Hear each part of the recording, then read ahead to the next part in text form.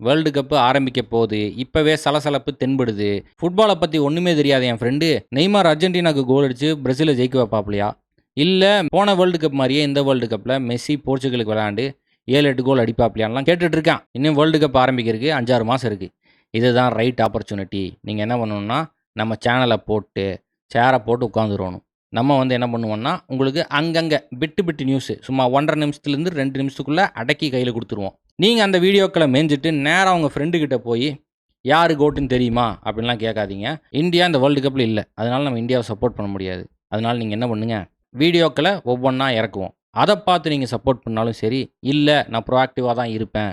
Highlights பார்த்து ஏதாவது டீம போய் சப்போர்ட் பண்ண போறேன் அப்படின்னு சொன்னாலும் சரி, உங்க இஷ்டம். அப்படியே ஜில்ஜங் பூட்டியா யூடியூப் சேனலுக்கு போனீங்கன்னா, ஃபுட்பால் பேசிக்ஸ் அப்படின்னு ஒரு வீடியோ இருக்கும். அதில போய் பார்த்தீங்கன்னா, ஃபுட்பால்ல என்னென்ன ரூல்ஸு, என்னென்ன மேட்ரு அப்படின்லாம் தெரிஞ்சு போயிரும். இது தெரிஞ்சாலே போதும், ஃபுட்பால்ல முக்காவாசி தெரிஞ்சு போச்சு. மேட்ச்சு அதிகாலையில நடக்கலாம், இல்லன்னா நடு ஜாமத்தில நடக்கலாம். இதை நம்ம உட்கார்ந்து பார்க்குறோமோ, இல்ல ஹைலைட்ஸ போட்டு பார்க்குறோமோ, ஆஃபீஸ்லயோ, ஸ்கூல்லயோ, காலேஜ்லயோ, இல்ல நம்மளோட கமெண்ட் செக்ஷன்லயோ வந்து மாறி மாறி அடிச்சுக்கலாம். ஸோ உங்களுக்கு என்னென்ன தேவைன்னு சொன்னீங்கன்னா, மேட்ரு தெரிஞ்சதுன்னா நானே ஒரு வீடியோவ போட்டு விளக்கிருவேன். அப்படி இல்லன்னா நம்ம பையன் இருக்கான் ChatGPT. அவங்கிட்ட கேட்டு உங்ககிட்ட நியூஸ பரப்பிடுறேன். ஸோ இதுதான் கான்செப்ட்.